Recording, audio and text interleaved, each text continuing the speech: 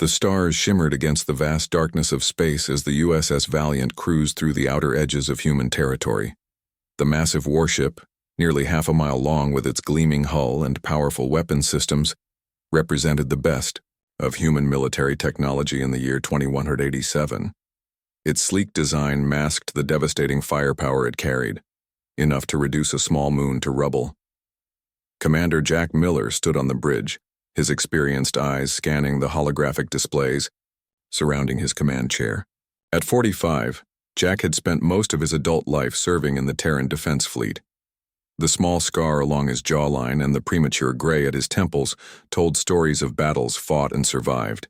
"Status report," Jack said, his voice calm but firm. Lieutenant Samantha Wright, the ship's tactical officer, looked up from her console. Her auburn hair was pulled back in a regulation bun, and her green eyes reflected the glow of the display screens. "All systems nominal, Commander. We're maintaining position along the Xantorian border as ordered. No unusual activity to report." Jack nodded, but something felt wrong. He had developed an instinct over his 20 years of service, a feeling in his gut when trouble was brewing. Today, that feeling was stronger than ever. "Run a level 3 sensor sweep," he ordered. "Something doesn't feel right." Samantha raised an eyebrow but followed the command without question. She had served with Jack for 5 years and knew better than to dismiss his hunches. The USS Valiant was tasked with a routine patrol mission along the border, shared with the Xantorian Empire. The aliens had maintained an uneasy peace with humans for the past 30 years, but tensions had been rising recently. Reports of missing scout ships and strange energy readings had prompted Fleet Command to increase patrols in this sector. Lieutenant Commander Eric Bennett entered the bridge, his science officer's blue uniform standing out among the gray and black worn by most of the crew. A brilliant physicist whose theories on dimensional energy had revolutionized space travel, Eric had requested this assignment specifically because of the strange readings recently detected near the border. "Commander, may I have a word?" Eric asked, his expression serious.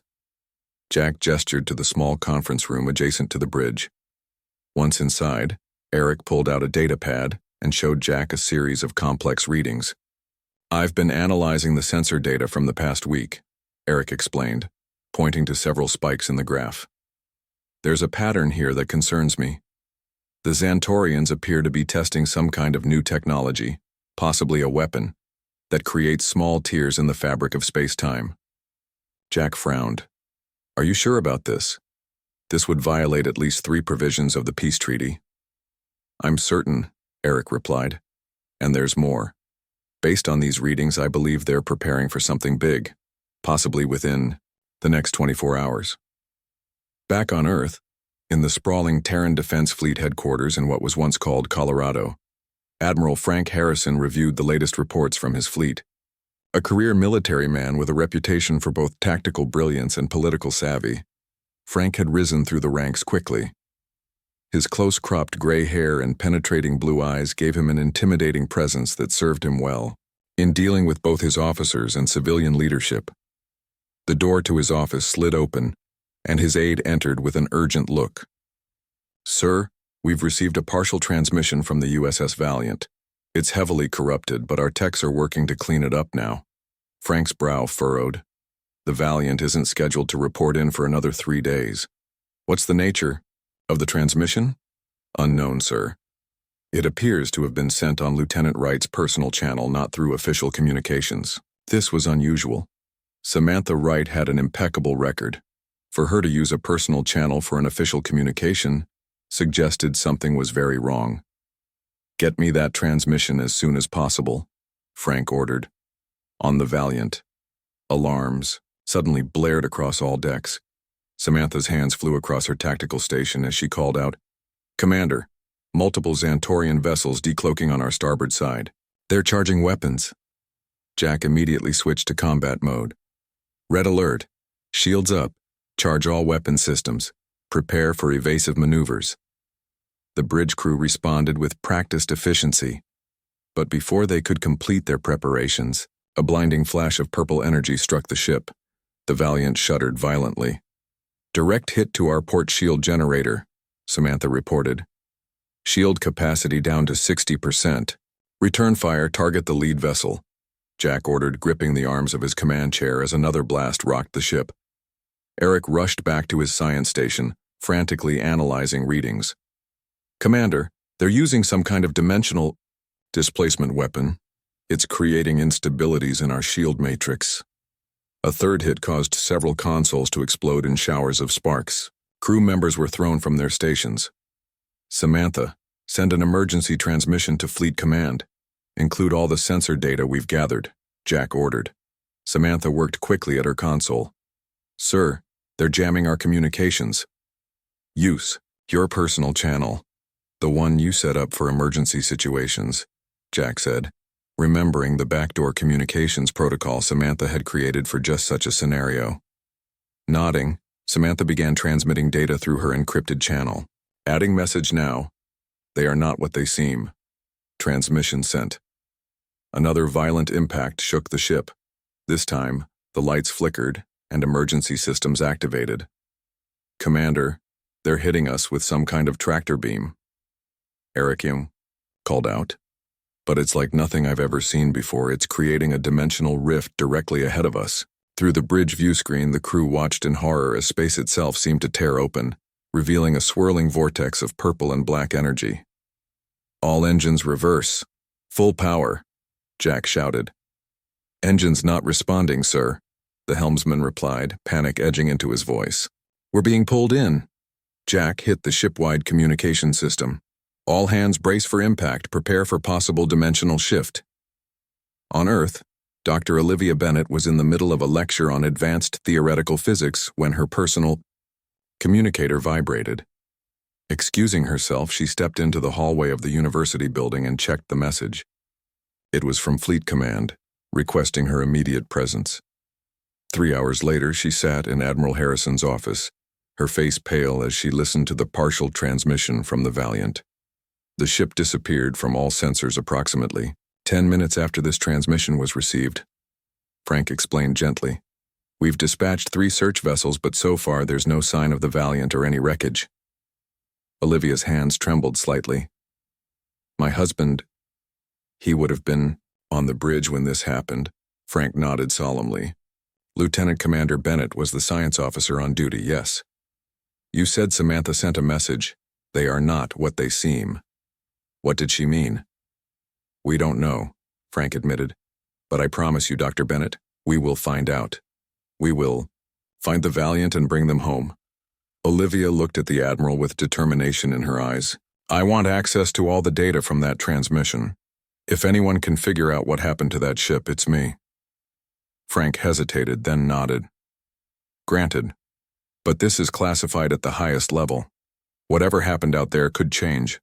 Everything we know about the Xantorians and possibly about space itself. As Olivia left the Admiral's office, she clutched the small pendant she always wore, a gift from Eric on their wedding day. She whispered to herself, I will find you, no matter what it takes. 7 years passed since the USS Valiant vanished. Earth and its colonies had changed. The once proud Terran defense fleet now struggled to defend what remained of human territory. The Xantorians had launched a massive invasion just 6 months after the Valiant disappeared. Their forces struck with shocking power and advanced technology that seemed to appear overnight.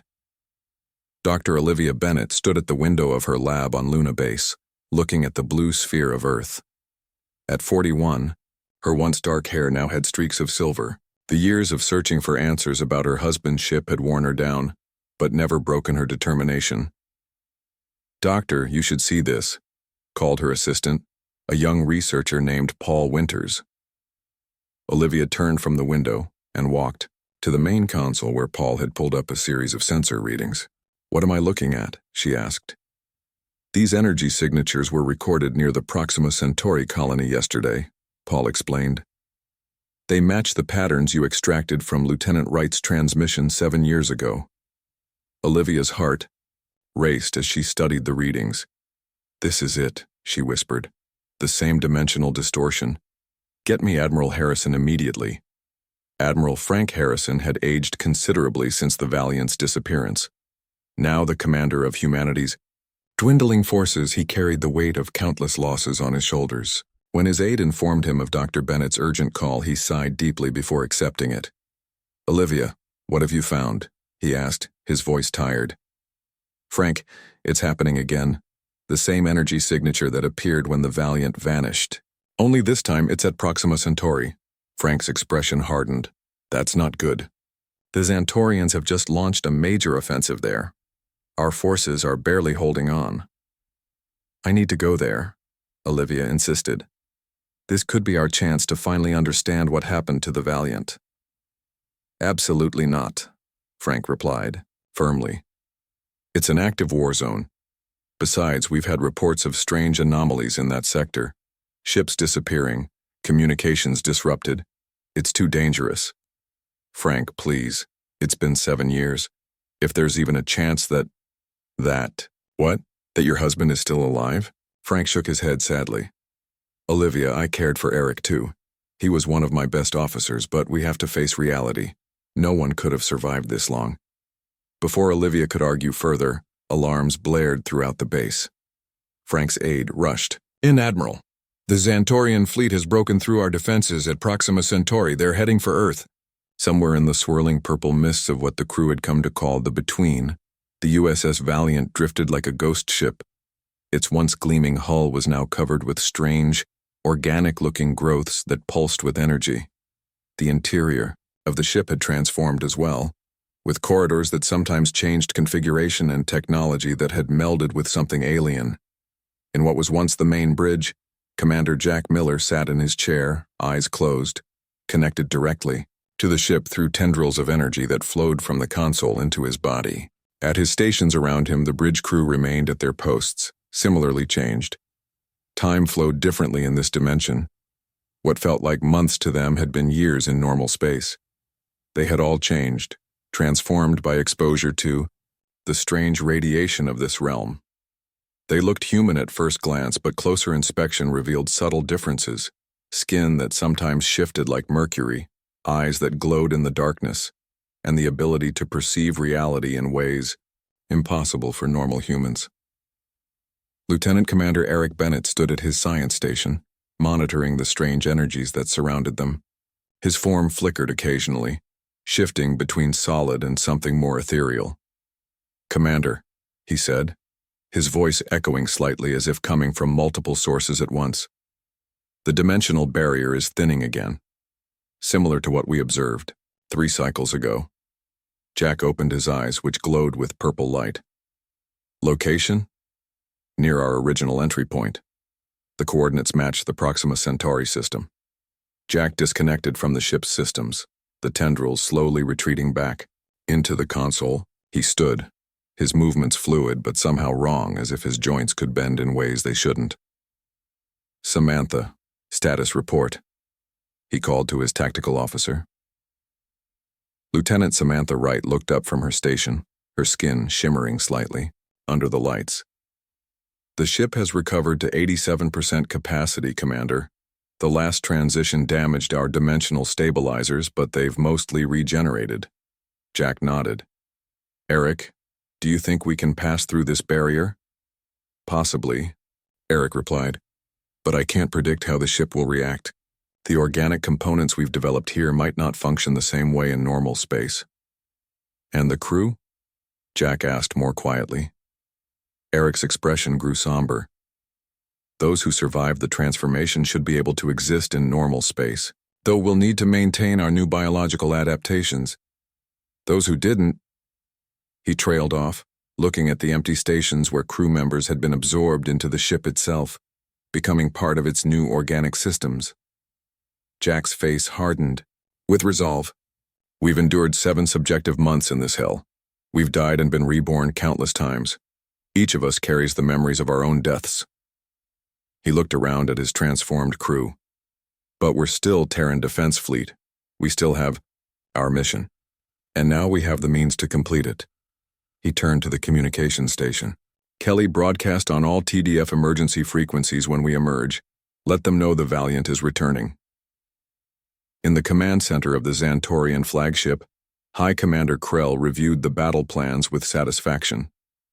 His tall, slender form towered over his officers as he studied the holographic display of Earth's defenses. "Their final line is breaking," he reported to his subordinates. "Once we take their homeworld, the humans will have no choice but to surrender unconditionally." One of his officers approached cautiously. "High Commander, our sensors are detecting an unusual energy buildup near the human colony." Krell's four eyes narrowed with suspicion. "Show me." The display shifted to show a swirling vortex of energy forming in space. Krell's body stiffened. "Impossible," he whispered. "That energy signature, it can't be." "Sir?" the officer questioned. Krell turned sharply. "All vessels concentrate fire on that anomaly. Destroy it before it fully forms." At Proxima Centauri, human forces were in full retreat. Captain Daniel Pierce of the destroyer, USS Defiant, watched in dismay as his ship's sensors showed the overwhelming Xantorian force pursuing them. "We can't outrun them, sir," his navigator reported grimly. Daniel closed his eyes briefly. "Then we make our stand here. Buy time for the civilian transports to escape." Suddenly, his communications officer called out, "Captain, I'm picking up a transmission on an old TDF emergency frequency." "Let's hear it," Daniel ordered. Through static and distortion, a voice spoke. "To all Terran Defense Fleet vessels. This is the USS Valiant returning to service. Stand by for our emergence." Daniel's jaw dropped. "The Valiant? That's impossible. She was lost 7 years ago." Before anyone could respond, space itself seemed to tear open directly between the human ships and the approaching Xantorian fleet. From within the swirling vortex emerged a ship that only vaguely resembled the lost warship. Its hull pulsed with organic energy, and strange appendages extended from what had once been weapon ports. The Xantorian fleet immediately opened fire on the apparition, but their energy weapons seemed to be absorbed by the ship's strange hull. In response, the Valiant unleashed weapons unlike anything Daniel had ever seen. Beams of purple energy that phased in and out of normal space, bypassing shields and armor to tear Xantorian ships apart from the inside. "My God," Daniel whispered as he watched the Valiant single-handedly engage the enemy fleet. "What happened to that ship?" His communications officer looked up, her face pale. "Sir, we're being hailed by the Valiant. They're requesting to speak with Admiral Harrison." "Put them through to Fleet Command," Daniel ordered, "and get me everything we have on the Valiant's disappearance. I want to know what we're dealing with." On the view screen, the transformed ship continued its relentless attack on the Xantorian fleet. Where once there had been fear and desperation, among the human forces now a small spark of hope began to grow. Admiral Frank Harrison stared at the main view screen in Earth's Defense Command Center. The footage from Proxima Centauri showed something that defied belief. The USS Valiant, transformed into something alien, yet unmistakably still human-made, tearing through the Xantorian fleet like a predator among prey. "Get me a direct channel to that ship," Frank ordered, his voice tight with a mixture of hope and fear. The communications officer worked at her console. "Channel open, sir." Frank straightened his uniform and cleared his throat. "This is Admiral Frank Harrison of Terran Defense Fleet Command. Identify yourself." The screen flickered and a face appeared that made everyone in the command center gasp. It was Commander Jack Miller, but changed in ways that sent chills down Frank's spine. Jack's skin seemed to shift subtly, like liquid metal under light. His eyes glowed with purple energy that pulsed in rhythm with his words. "Admiral Harrison," Jack said, his voice carrying strange harmonics. "USS Valiant reporting back for duty. Sorry we're late." Frank struggled to maintain his composure. "Commander Miller, what happened to you? To your ship?" "We were pulled into another dimension," Jack explained. "Time flows differently there. For us, it's been about 7 months. We've changed, adapted to survive. But we're still your crew, sir, still human where it counts." "The Xantorians—" "We know," Jack interrupted. "We've seen inside their minds. They tricked us, trapped us, but we learned their secrets in that other place. And now we've returned to even the score." On the screen behind Jack, Frank could see the bridge of the Valiant. It was both familiar and deeply wrong. Organic growths covered the walls and consoles, pulsing with energy. The crew moved with the same unnatural fluidity as their commander. "We need to coordinate our defense," Frank said, pushing aside his shock. "The Xantorians are pushing toward Earth with everything they have." Jack nodded. "The Valiant will hold the line at Proxima, but I need to send someone to you. Lieutenant Commander Bennett has critical information about the Xantorians. Information you need to understand what we're really fighting." At the mention of Eric's name, Frank tensed. "Bennett is alive? Does Dr. Bennett know?" "Not yet," Jack replied. "But she will soon." At Proxima Centauri, the battle continued. The transformed Valiant moved in ways that should have been impossible. For a ship its size, phasing in and out of normal space to avoid enemy fire while delivering devastating blows to the Xantorian fleet. On the bridge of the USS Defiant, Captain Daniel Pierce watched in awe as the Valiant single-handedly drove back forces that had been overwhelming just minutes before. "Sir," his science officer reported, "I'm detecting strange energy readings from the Valiant. It's as if parts of the ship exist in multiple dimensions simultaneously." Daniel nodded slowly. "And their weapons? Like nothing we've ever seen. They seem to bypass shields completely, targeting weak points in the Xantorian ships with surgical precision." The communications officer turned from her station. "Captain, we're being hailed by the Valiant.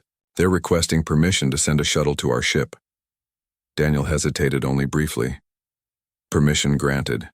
Prepare the landing bay and alert security. Respectful, but careful."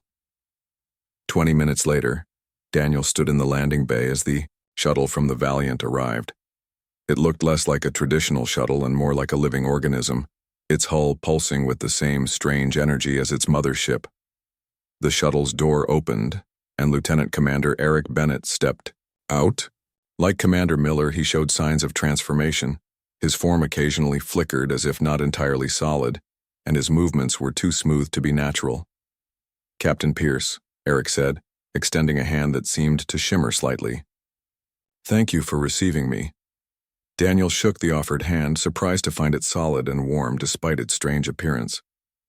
"Lieutenant Commander Bennett, we thought you were dead." "In some ways we were," Eric replied.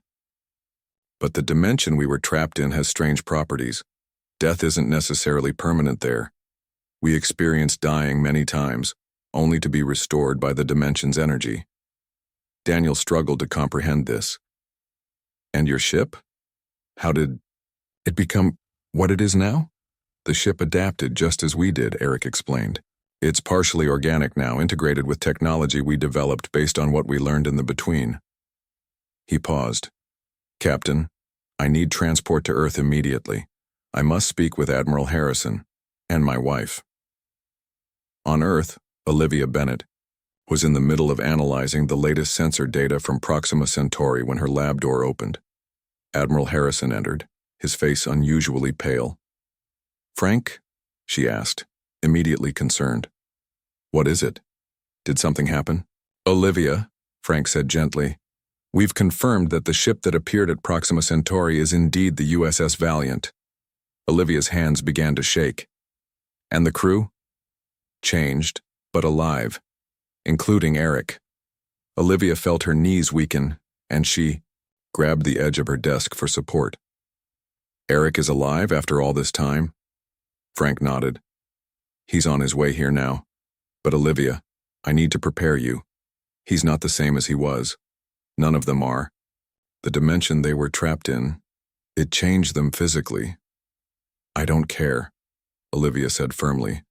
"Whatever he looks like, however he's changed, he's still my husband."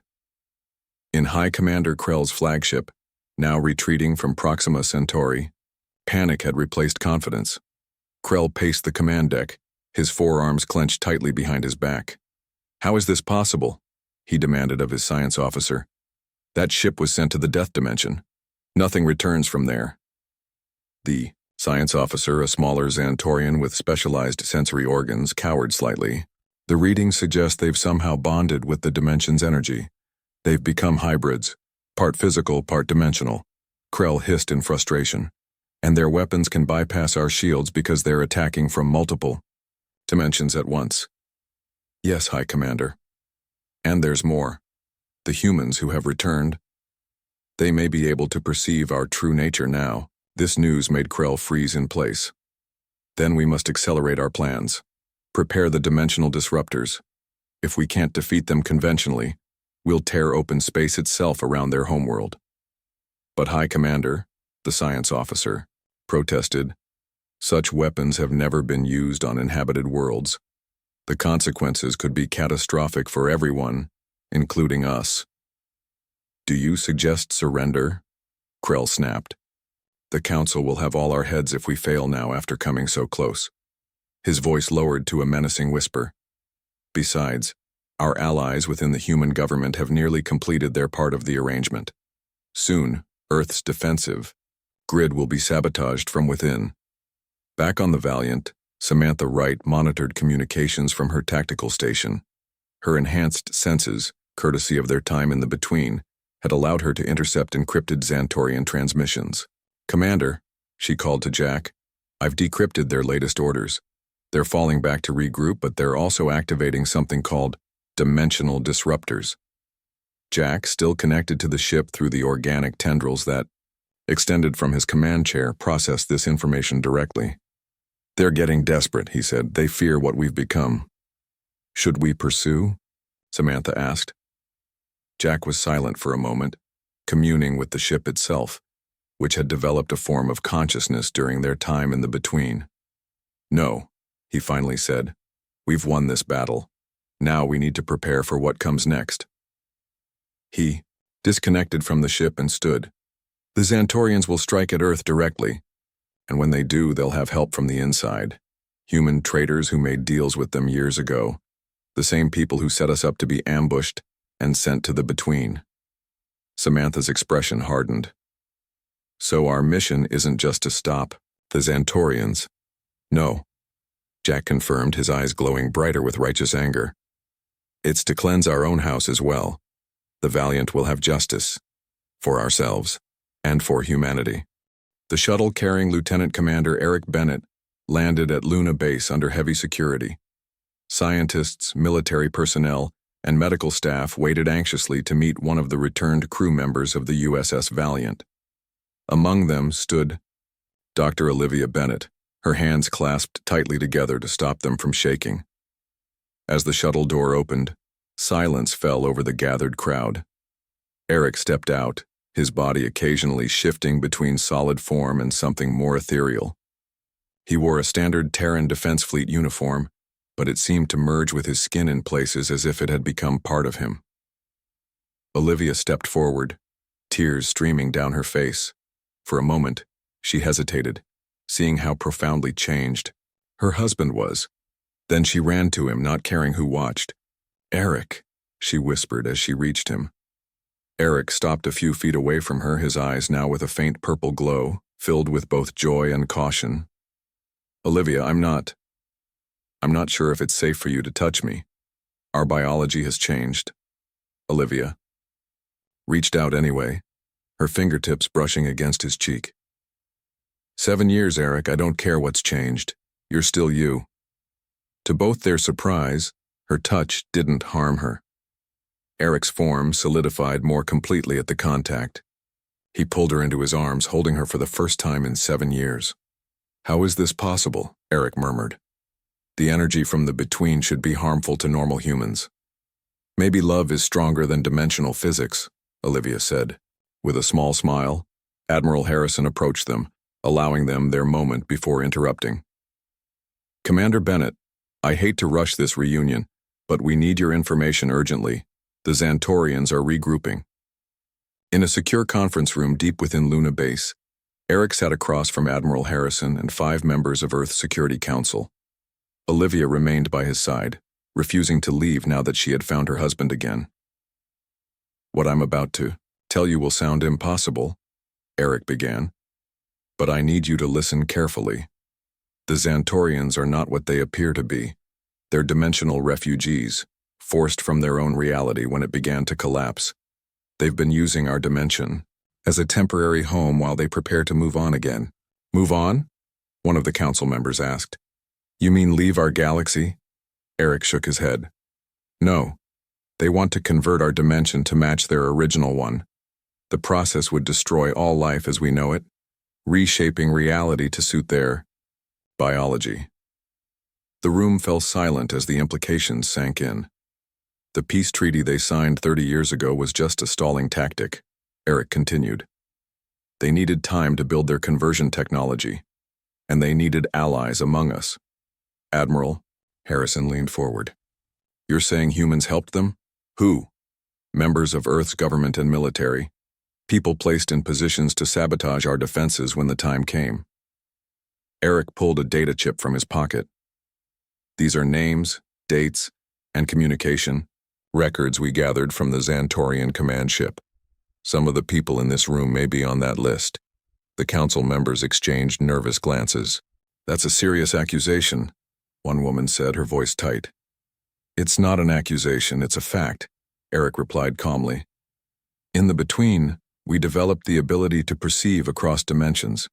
We can see the truth of things, including the energy signatures of those who've had contact with the Xantorian technology. His eyes began to glow more brightly as he looked directly at two of the council members. Like the two of you.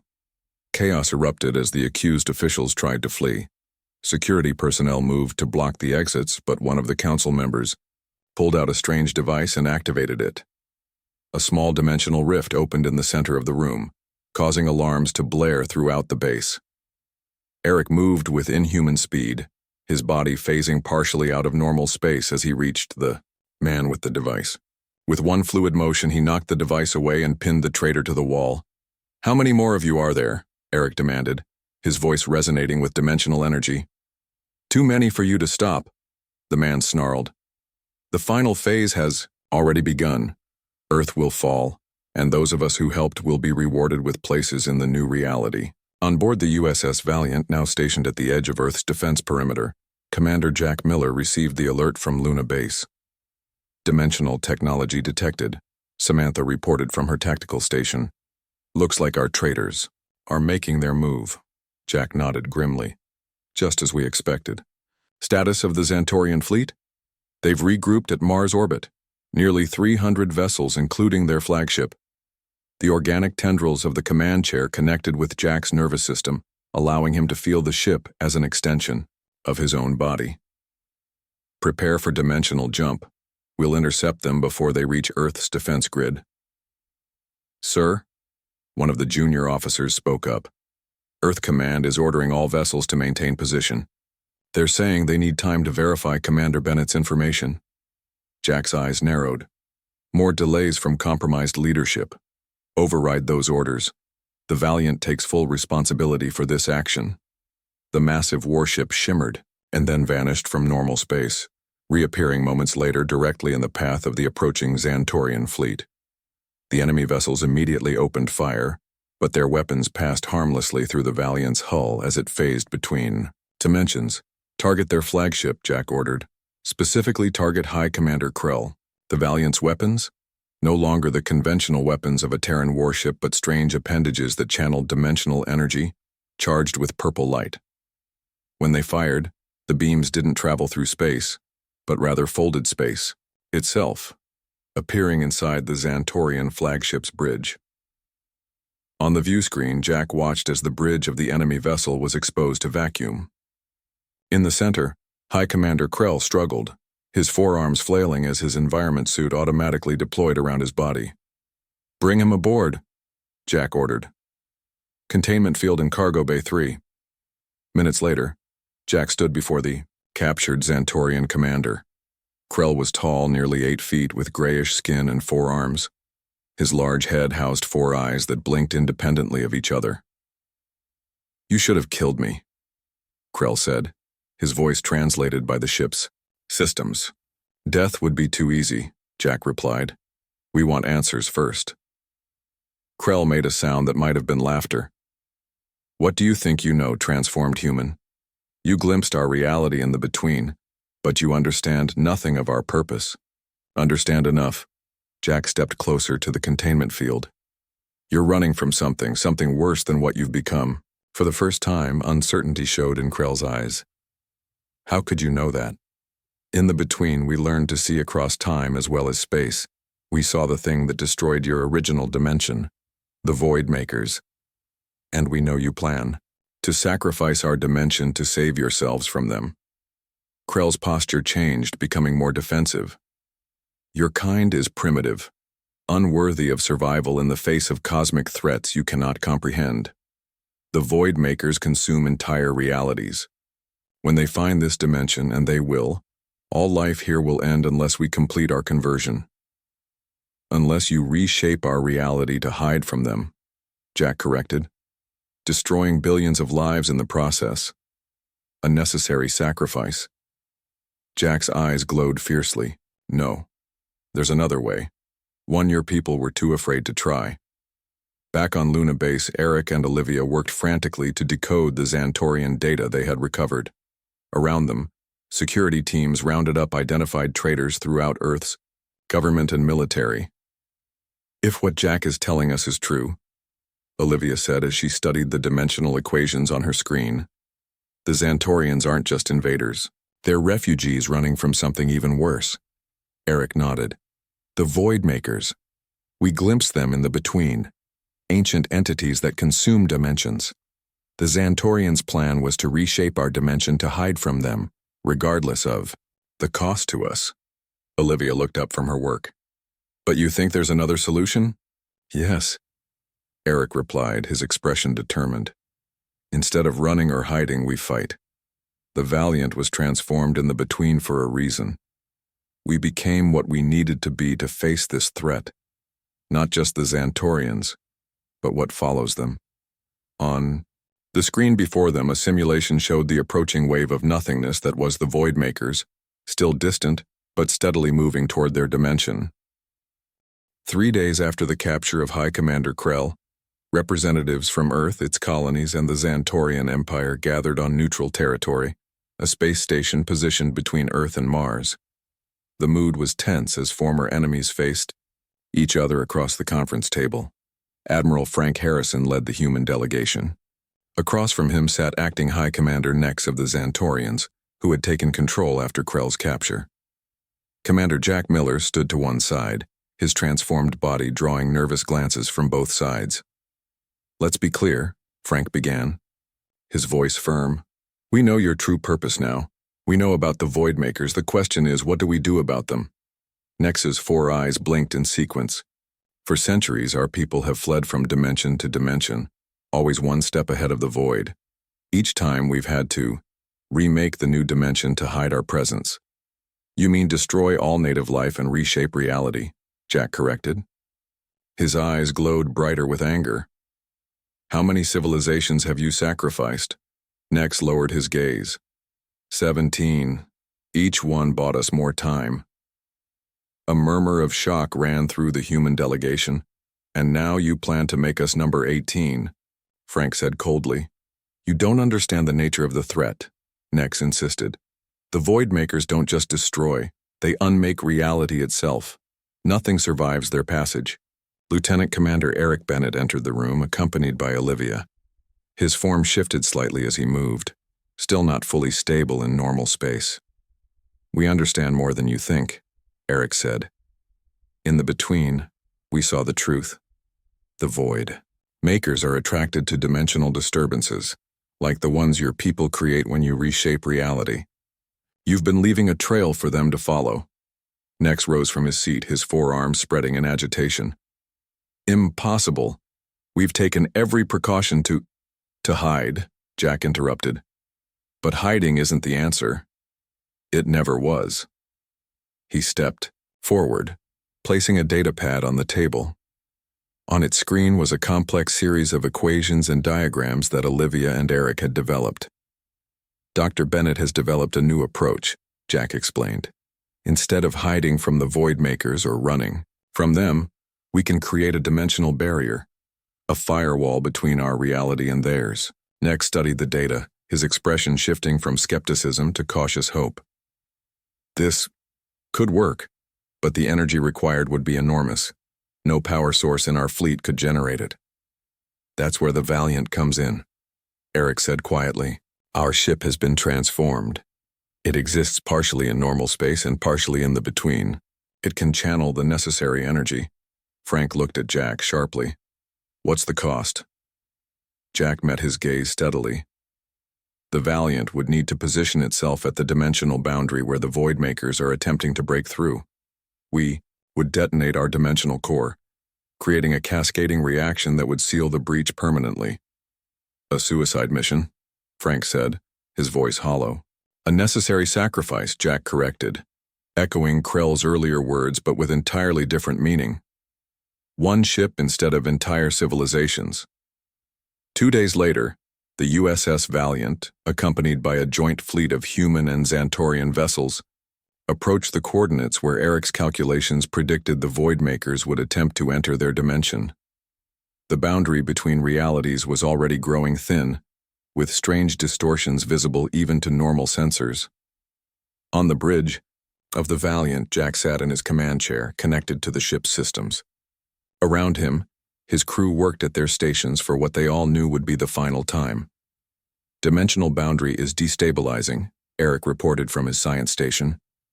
The Voidmakers will break through in approximately 20 minutes. Jack nodded. Begin charging the dimensional core.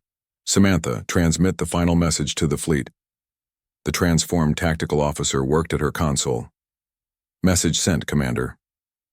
Jack looked around at his crew, men and women who had suffered with him in the between, died countless deaths only to be reborn, and now faced one final sacrifice. It has been my honor to serve with each of you, he said simply.